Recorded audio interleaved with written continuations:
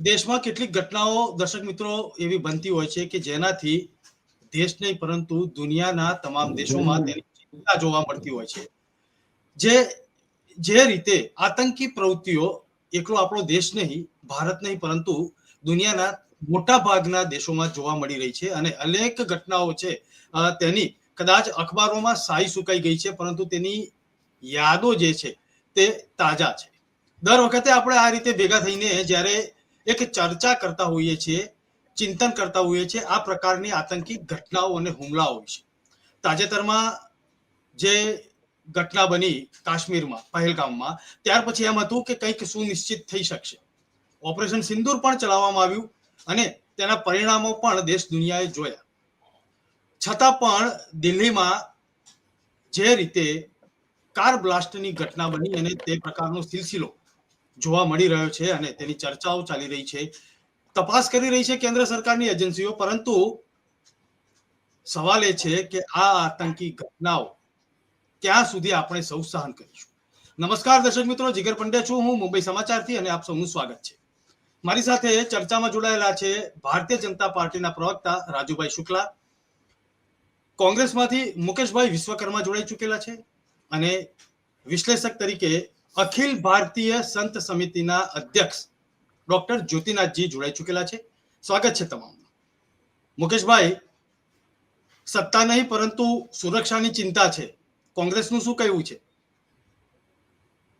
સૌ પ્રથમ તો જે ઘટના ઘટી દિલ્હીમાં અને બોમ્બ બ્લાસ્ટ થયો એની અંદર સાચો આંકડો તો આ સરકાર નહીં આપે. જે કોઈ માર્યા ગયા છે એ તમામને હું મારા દિલની શ્રદ્ધાંજલિ અર્પણ કરું છું, જે કોઈ હોય. કારણ કે એકવાર મોતને ભેટે પછી તો એ ભગવાનના ઘરે જતો રહેશે. આતંકવાદી કોઈ મર્યો હશે તો એને કઈ શ્રદ્ધાંજલિ આપવાની જરૂર નથી, પણ મૂળ તો નુકસાન જ્યારે આપણી પ્રજાને થાય છે ત્યાં જ આપણને અંદરથી દુઃખ હોય.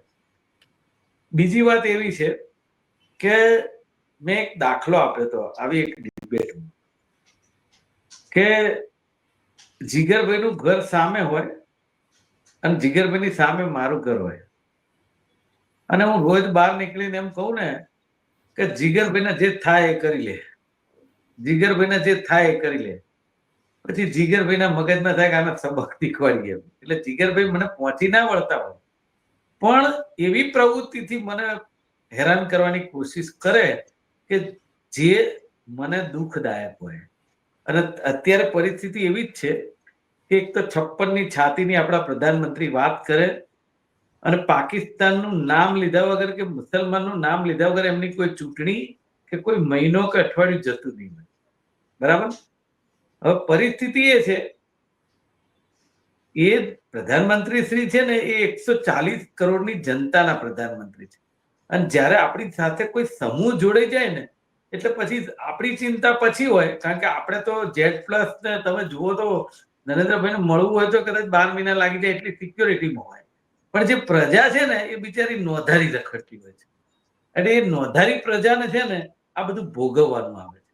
જે કોઈ નેતાઓ બોલતા હોય અને જે એના પ્રત્યાઘાત પડતા હોય. એટલે મારું કહેવાનું એવું છે, પરિસ્થિતિ દેશની આજે એવી છે.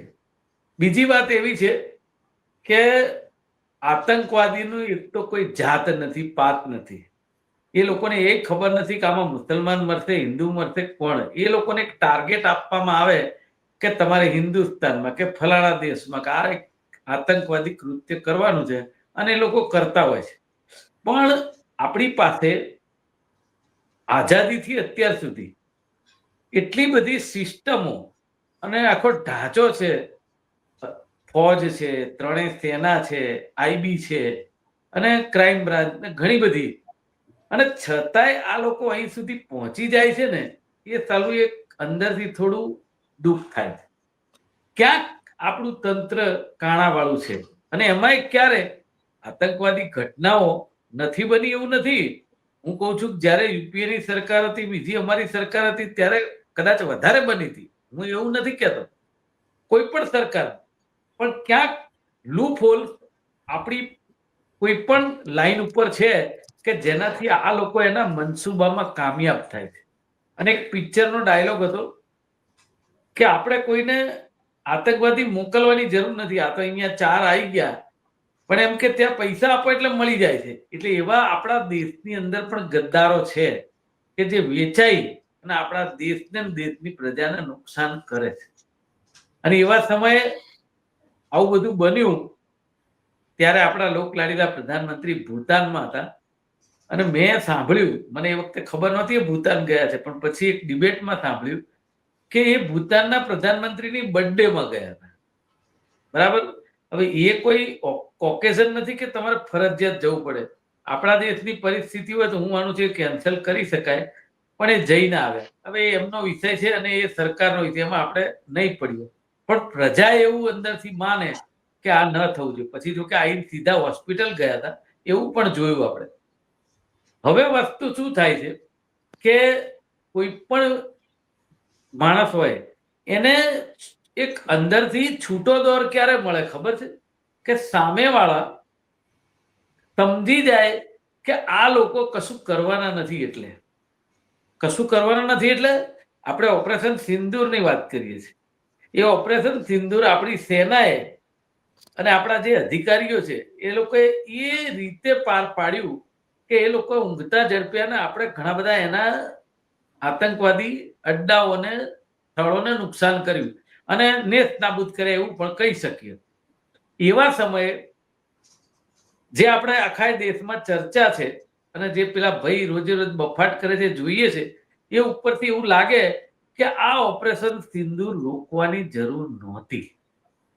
જે ટ્રમ્પ સાહેબના કહેવાથી ઓપરેશન સિંદૂર રોકાયું એવું કહેવાય છે. અને વિપક્ષે ને બીજા બધી પાર્ટીઓએ કીધું હતું કે આપણે જો ટ્રમ્પ સાહેબના કહેવાથી ના રોક્યું હોય તો પછી લોકસભામાં આપણા લોકલાડીલા પ્રધાનમંત્રી કહી શકે કે આપણો દેશ ક્યારેય કોઈનાથી રોકાય તેવો નથી. આપણે આપણી મરજીના માલિક છીએ. આપણે આખા વિશ્વની લગભગ એટલા ટકા વસ્તી છીએ કે લોકોને આપણી જરૂર પડે. તો આપણે કોઈનાથી રોકાઈ એવા નથી ને આપણને કોઈ હેરાન કરી જાય એમાં આપણે માનતા નથી. પેલા એના જેવું છે કે હું કોઈને નડતો નથી પણ મને નડે એને હું છોડતો નથી. એનું નામ ઇન્ડિયા છે. આપણે કોઈને નથી નડતા, પણ આપણને કોઈ નડે તો આપણે એને છોડવા તો નથી માંગતા. આપણે એ પ્રધાનમંત્રી ઇન્દિરાજી જોયેલા છે. ચાલુ યુદ્ધની અંદર ઘણી બધી આડસો આવી હતી, એમણે ચોખ્ખું સંભળાવી દીધું હતું આજે કઈ નહીં, આવતીકાલે વાત કરીશું. એટલે એ ત્યાં સુધી પહોંચી ગયા હતા અને એ જે 2 ટુકડા કરી નાખ્યા આખી સ્ટોરી છે.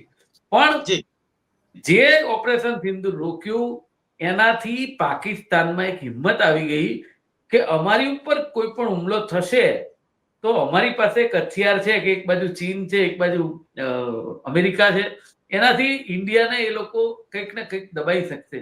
તો એ જે આપણી નાકામી પુરવાર થઈ ને એના લીધે મને થોડું અંદરથી દુઃખ છે. દેશની પ્રજાને તો છે જ, પણ કોઈ પ્રધાનમંત્રીને કહેવા ના જાય, કોઈ રાજુભાઈને કહેવા ના જાય કે મને કહેવા ના આવે, પણ અંદરથી એક દુઃખ હોય કે સાલું એકવાર આરંભ કર્યો તો તને પૂરું કરવું જોઈએ. ક્યાં સુધી તમારું ટાઇટલ છે કે આપણે આતંકવાદી સહન કરતા રહીએ? જી રાજુભાઈ, આપે મુકેશભાઈ ની વાત સાંભળી. ફરી ફરીને સવાલ તો વિપક્ષનો આવે છે કે જો આ ઓપરેશન સિંદૂર ના રોક્યું હોત તો કદાચ આજે પરિણામ કંઈક જુદું હોત. સવાલ તો આવે છે વિપક્ષનો.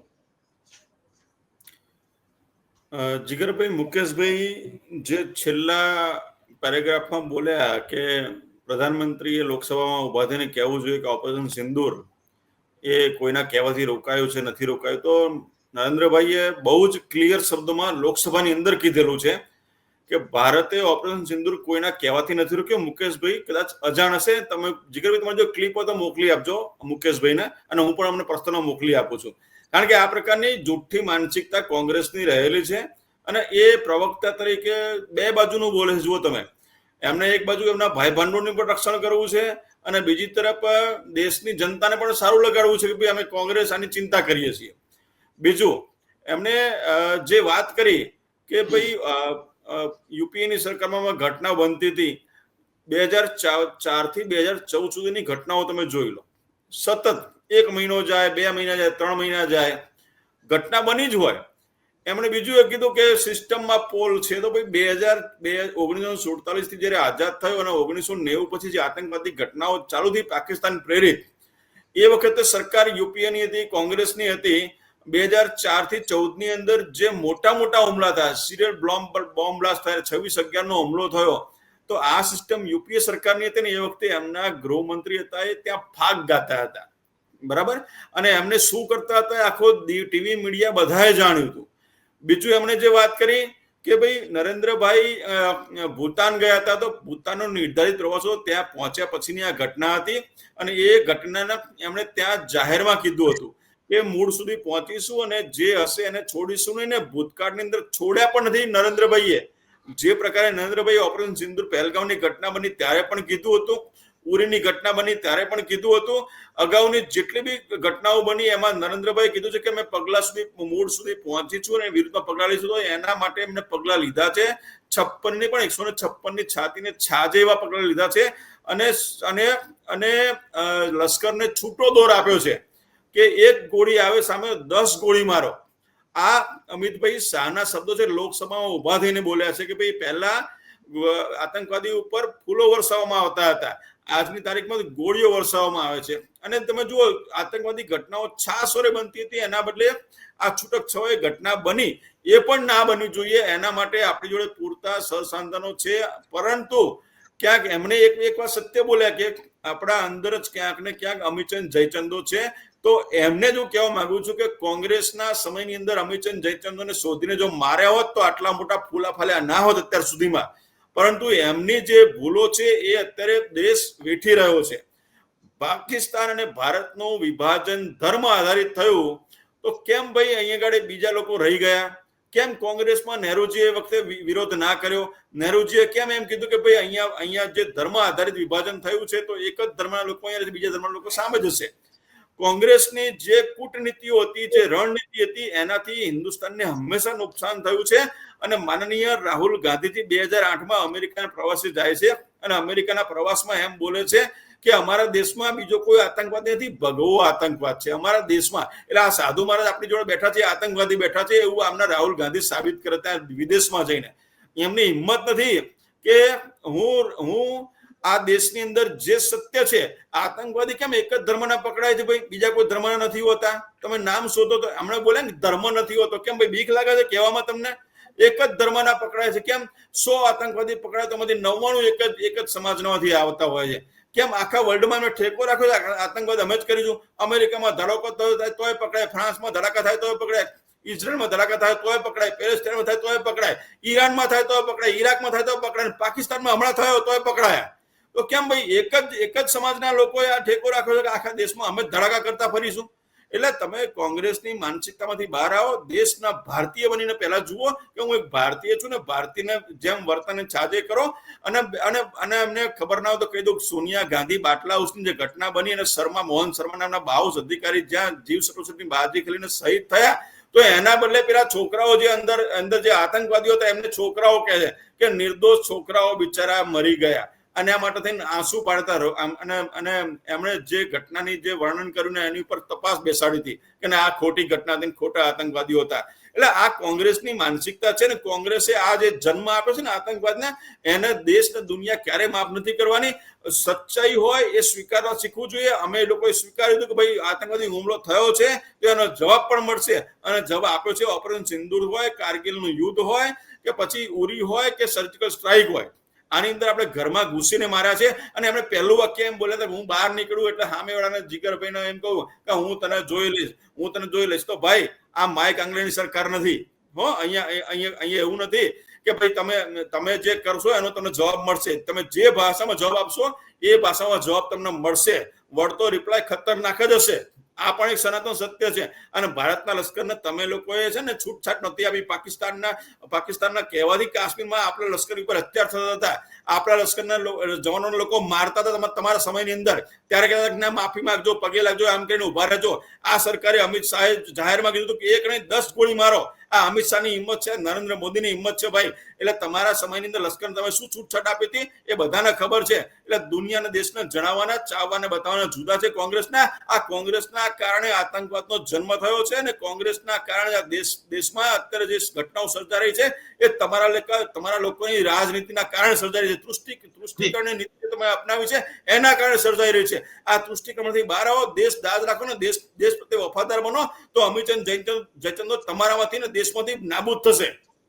જી ભાઈ, હું તમારા ઈશારા તરફ આવી રહ્યો છું, પરંતુ જ્યોતિનાથજીને મારે સાંભળવા છે અને દર્શકો સુધી જ્યોતિનાથજીની વાત પણ પહોંચાડવાની એક ફરજ મારામાં આવે છે. જ્યોતિનાથજી, આ બંને વાત આપે સાંભળી, ભારતીય જનતા પાર્ટીના પ્રવક્તા, કોંગ્રેસના પ્રવક્તા, પણ અહીં રાજકારણથી પર રહીને કોઈ એમ નથી કહેતું કે આપણો દેશ છે ને આપણા બધા ભેગા થઈને આપણે કંઈક ચોક્કસ નીતિ ઘડીએ.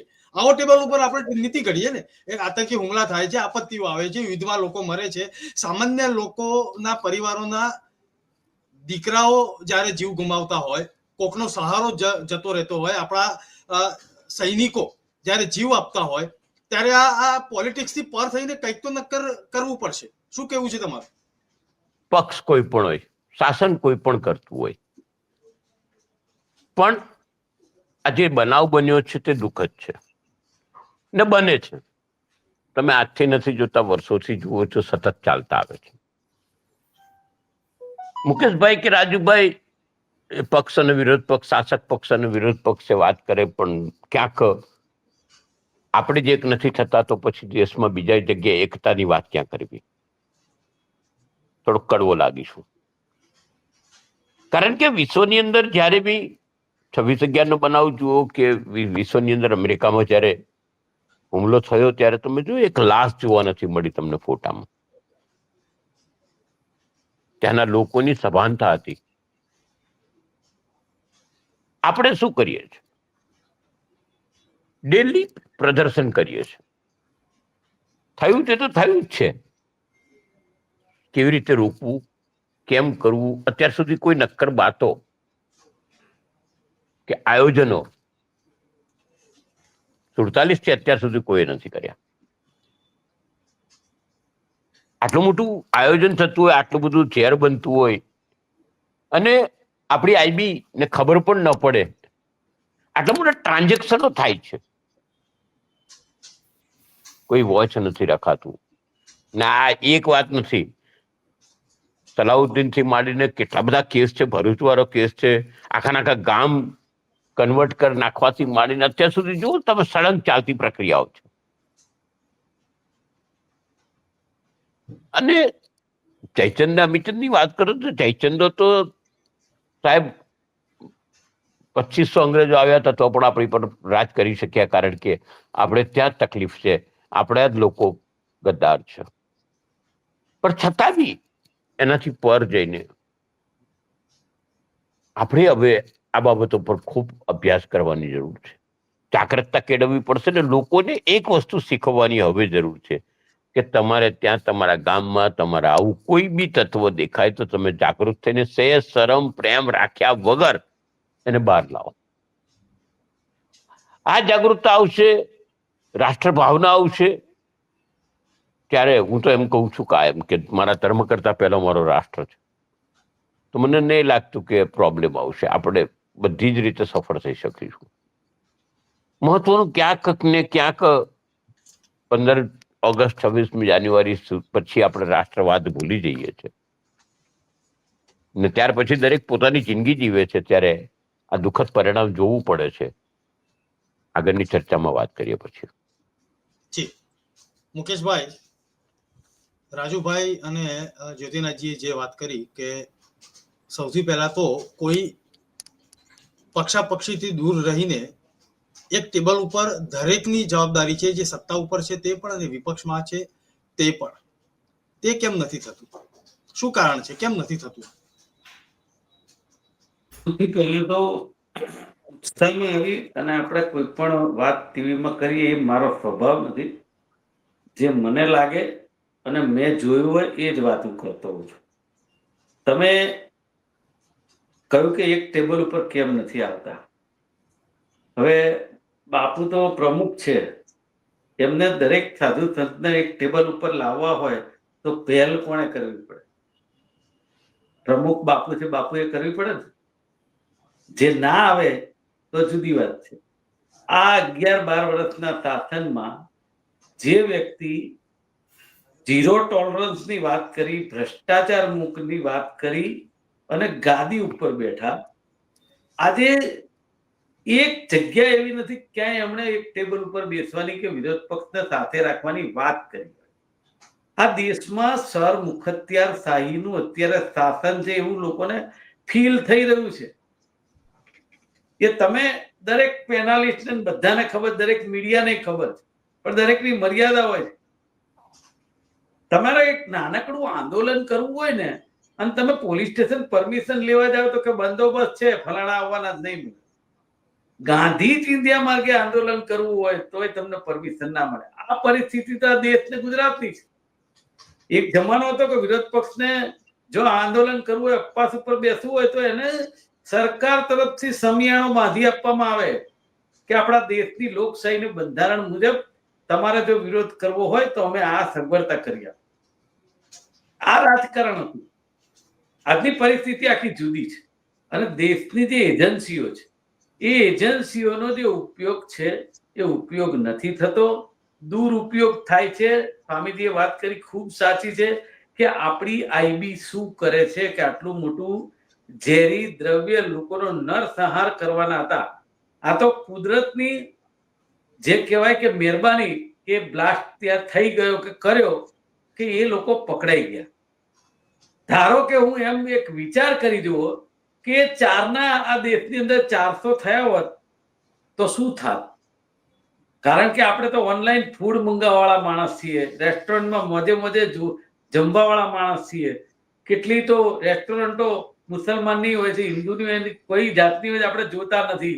અને હું એમ કહું છું કે મારી રેસ્ટોરન્ટ હોય કે બીજા જાતની હોય, જેને આ વસ્તુ કરવી છે તો કોઈ પણ કરી શકવાના. એટલે કહેવાનો મારો મતલબ એવો છે કે જે રીતે વાતો કરવામાં આવે છે ને એ રીતે કામ કરવામાં નથી આવતું એ દરેક વસ્તુની અંદર. અને મેં એવું નતું કહ્યું કે એના જવાબ તમે ના આપો. મેં એવું કહ્યું હતું કે આપણે સામેવાળાને ઉપસાવવાની કોશિશ ના કરવી જોઈએ. કારણ કે ઉપસાવવાથી નુકસાન પ્રધાનમંત્રીને નથી થતું, 140 કરોડ ને થાય છે. એ તો Z+ માં બેઠા છે, એમને તો ખાલી બોલવાનું જ છે. તમે અહીંયા ચૂંટણીમાં એવું બોલો કોંગ્રેસ જીતશે તો ફટાકડા પાકિસ્તાનમાં ફૂટશે. હવે તમે આમાં કયા? હું કોર્પોરેશન લડતો હતો ત્યારે આવી વાત ભાજપના લોકો. હવે મારા કોર્પોરેશન અને પાકિસ્તાનના હું લેવા?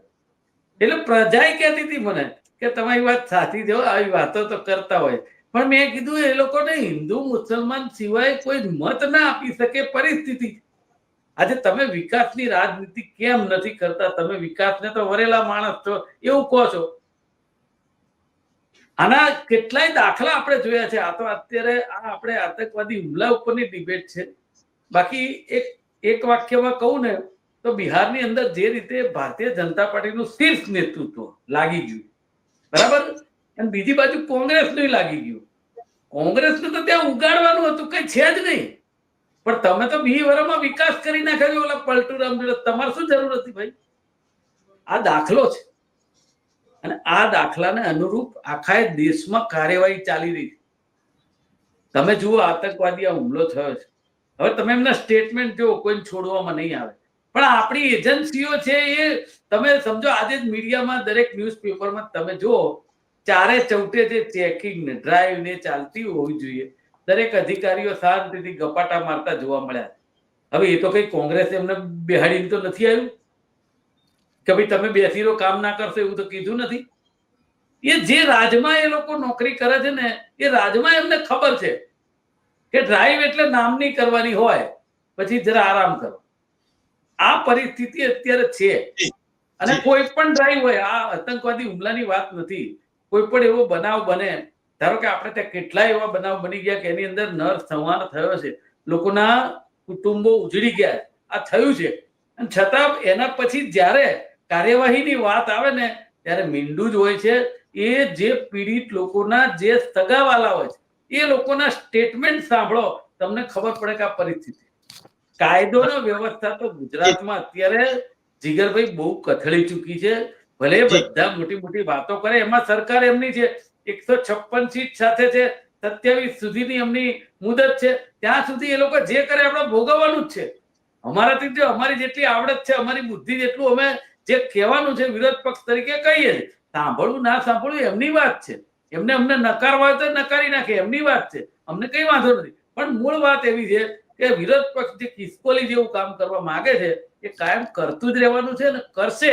એટલા માટે કે જે રીતે એમનું વલણ છે સરકારમાં એ સૌને સાથે લઈને ચાલવાનું. તો ઓપરેશન સિંદૂરની વાત આવીને સાહેબ, છેલ્લી વાત કરી દઉં, ત્યારે એક લાઈનમાં દરેક પક્ષોએ કહ્યું હતું કે આપણા પ્રધાનમંત્રી ખુરશી, પ્રધાનમંત્રી મોદી સાહેબની વાત નહીં, આપણા પ્રધાનમંત્રીની ખુરશીમાં બેઠેલો કોઈ પણ વ્યક્તિ આતંકવાદ વિરુદ્ધ જ્યારે નિર્ણય લેવા જશે કે પગલા લેશે, એમાં દરેક લોકો અમે સાથે છીએ.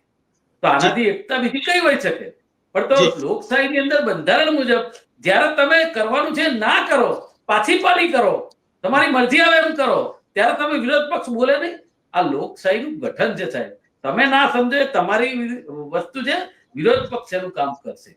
જી રાજુભાઈ, મુકેશભાઈ કહ્યું છે જી જી જી 1975 માં લોકશાહી ને બંધારણની હત્યા કોણે કરી હતી મુકેશભાઈ? હા, 1975 માં લોકશાહીની ને બંધારણની હત્યા કોણે કરી હતી? આતંકવાદી હુમલાની વાત છે. ખોટી વાત ના ફેરવશો. યસ ઓર નો? ખોટી વાત ના ફેરવશો. દરેક પ્રધાનમંત્રી નહીં બોલી શકે, કારણ કે એમના પ્રધાનમંત્રી ગાંધીજીએ ઇમરજન્સી લગાવી હતી. લોકોને ઘરમાં પૂરી રહ્યા હતા, લોકોને મારી મારીને પોલીસ સ્ટેશનની કોંગ્રેસની હાલત છે. પછી લોકશાહીની બંધારણની વાતો કરવાની, બંધારણના ઘડવૈયા બાબા સાહેબને કરેલો અન્યાય ક્યાંય દેખાતો નથી કોંગ્રેસને. એમને ઇલેક્શનમાં હરાવવાના પ્રયત્નો કર્યા હતા. બંધારણના ઘડવૈયાની દશા કરી હતી હરાવીને. એમનું વર્તમાનમાં જીવો, વર્તમાનમાં સર્કિટ નથી બનાવી. નરેન્દ્રભાઈની સરકારમાં થયું. સરદાર પટેલ કોરડા મૂકી જતા. સરદાર પટેલ એક કરનાર માણસ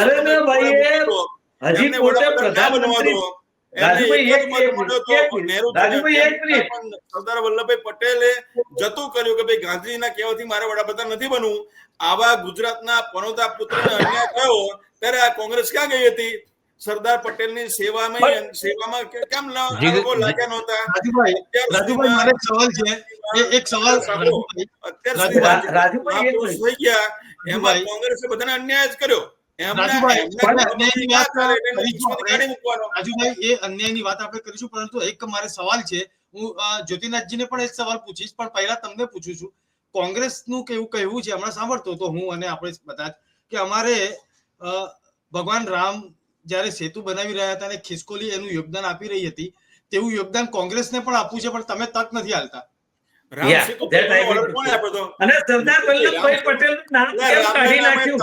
રામ મંદિરના તમે પ્રસંગમાં નથી ગયા ભાઈ. તમે રામ મંદિરનું નામ જ ના લેશો. તમે રામના તમે રામને ભાજપના બનાવી તો અમર તો ગર્વ છે. અમે લઈ લઈશું રામને. અમારે અમારા જ છે, રામ રહેવાના જ છે. મુકેશભાઈ કહું કે સપોઝ કોંગ્રેસ કટ્ટર કોંગ્રેસી એની અર્થનીતિ હોય તો તમારે રામ બોલો રામ ના બોલાય, કારણ કે તમે લોકો રામના વિરોધી છો. તમે રામ જે કાલ્પનિક પાત્ર છે, તમે લોકો આવું એફિડેવિટ કરીને આપ્યું હતું. તમને તો રામના નામે લેવામાં શરમ આવી જોઈએ મુકેશભાઈ.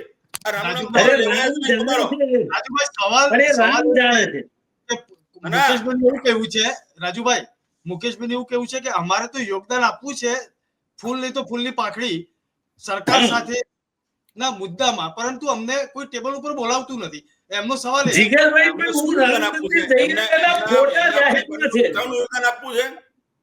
પ્રશ્નો પૂછવાનું યોગદાન આપવું છે. આ બાટલાકાંડ થયો હતો એમાં કેમ યોગદાન આપવાનું હતું? કીધું હતું કેમ તમે વિરોધ પક્ષ તરીકે ત્યારે હતા, તમે કેમ કઈ ના કર્યું? એ વિરોધ પક્ષ તરીકે તમે હતા ને ત્યારે મુકેશભાઈ સોનિયા ગાંધી રડ્યા ચોધાર આંસુ કેમ રડ્યા હતા ભાઈ? આતંકવાદીઓ નહીં, પણ મરી તમે ગયા, વિરોધ શું પક્ષ હગા તરીકે હતા કોઈ? હતા, તમે કેમ એક્શન ના મને એમ કહો લીધા? ને, સોનિયા ગાંધીના કોઈ હગા હતા તો આતંકવાદીઓ મરી ગયા? અરે પણ સોનિયા ગાંધી હતા કે મનમોહન સિંહ હતા, તમે કોઈ એક્શન કેમ ના લીધા વિરોધ પક્ષમાં હતા ત્યારે? હગા હતા? એટલે હગા બગાડી તમે આ અત્યારે કરાચી રાજુભાઈ, મુકેશભાઈ, જ્યોતિનાથજી નો પણ સમય લેવાનો છે કારણ કે સમયની મર્યાદા પણ રહેશે. જ્યોતિનાથજી, આ જે ચર્ચા ચાલી રહી હતી કે અમારે યોગદાન આપવું છે પણ સત્તા પક્ષથી કોઈ આમંત્રણ મળતું નથી, હવે આ આમંત્રણની રાહ જોવાનું કે અમારે તો આ કરવું જ છે, ચલો બેસો અમારી જોડે, આવું કંઈક કરવું જોઈએ. જીગર, આપણે ત્યાં પ્રણાલી છે ને બહુ વિચિત્ર છે. આવી મિટિંગ જ્યારે કરવી હોય, સર્વપક્ષીય બેઠક કરવી હોય ત્યારે હંમેશા નિમંત્રણ આપવું પડતું હોય છે. એટલે ખરેખર વિપક્ષે જઈને રાષ્ટ્રપતિને કહેવું જોઈએ કે આવી રીતની બેઠક બોલાવો. વડાપ્રધાનને છોડી દેવા જોઈએ. વડાપ્રધાન પછી નિર્ણય લઈ શકે. વડાપ્રધાનને લેવું હોય તો ક્યારનો લઈ લીધો હોત. મહત્વની વાત આમાં કેવું છે કે મેં અત્યારે આક્ષેપો જોઈ રહ્યો હતો અને બિહારના ઇલેક્શનમાં પણ મેં તો સાંભળતો હતો ને, હમણે મને તો શું આવતું હતું કે બોલતા હતા બંને પક્ષ બોલે તો નરેન્દ્રભાઈ હજુ નહેરુજીને મરવા જ નથી દીધા, હજુ વડાપ્રધાન તરીકે જીવતા રાખ્યા છે માનનીય વડાપ્રધાન મહોદય. આવી રીતનું અત્યારે શું થયું છે તે વાતની ચર્ચા કરતા હતા આપણે. એ વિષય તો બાજુ પર રહી ગયા. મહત્વની વાત એ છે કે આપણે જે વિષય પર ચર્ચા કરવા બેઠા છે તેની અંદર આતંકવાદ છે ને, આતંકવાદ બ્લુ સ્ટારથી માંડીને અત્યાર સુધી ઘણું બધું બન્યું. બધી સરકારે કામ કર્યું છે, એવું કોઈને એવું ના કહી શકું કોઈ નથી કર્યું. દરેકે પોતાની કક્ષા પ્રમાણે કામ કર્યું છે, દરેક વખતે કામ કર્યું. આક્ષેપબાજી બધા કરે છે, પણ આવા સમયે બધા એક થઈ જાય. હું ફરી કહું, અમે તો ધર્મસત્તા વાળા છે, અમે તો જાહેરમાં એવું કહીએ. રાષ્ટ્રવાદને સમજી બધા એક થઈ અને એક જ રીતે લડે. કારણ કે શું થાય છે કે ઘણી જગ્યાએ કોઈક જગ્યાએ તુષ્ટિકરણની નીતિ આવી જાય એવી વાત થાય, કોઈક જગ્યાએ આમ વાત થાય ને આખી ક્યાંક ટાર્ગેટેડ ઘણું બધું થતું હોય છે. તે ટાર્ગેટેડ ન થતા સાચા આરોપીઓને શોધવા ખૂબ જરૂરી હોય છે ને બધા એક થવું. ફરી કહું કે સમાજ આખો એક થઈ જાય, દેશનો બધા જ લોકો ખભે ખભો મિલાવીને ઉભા થઈ જાય જે થયેલા છે ત્યારે જ આપણને કંઈક રિઝલ્ટ મળે ને આમાંથી જાગૃતતા આવે એ જરૂરી છે. જી, સમય મર્યાદા છે મુકેશભાઈ, રાજુભાઈ અને જ્યોતિનાથજી. આપણી ચર્ચા ફરી ચાલુ રાખીશું, પરંતુ છેલ્લે એક વાત તો ચોક્કસ છે કે સત્તા નહીં પરંતુ સુરક્ષા પર ચિંતન કરવું આજના દિવસે, આજના સમયે ખૂબ જરૂરી છે. કારણ કે ક્યાં સુધી આ આતંકી ઘટનાઓને આપણે સહન કરીશું, ક્યાં સુધી બહેન દીકરીઓના સિંદૂર આપણે ભૂસતા જોઈશું. ઓપરેશન સિંદૂર કદાચ ફરી એક વખત થશે, પરંતુ ફરીથી આતંકી ઘટનાઓ ન બને તેના પર પણ સતત ચોકસાઈ રાખવી પડશે. અને ડોક્ટર જ્યોતિનાથજીએ જે કહ્યું તે પ્રમાણે સૌએ એક થવું પડશે, પક્ષ વિપક્ષથી પર થઈને ચર્ચા કરીશું. ફરી એક વખત મળીશું. જોતા રહેજો મુંબઈ સમાચાર. નમસ્કાર.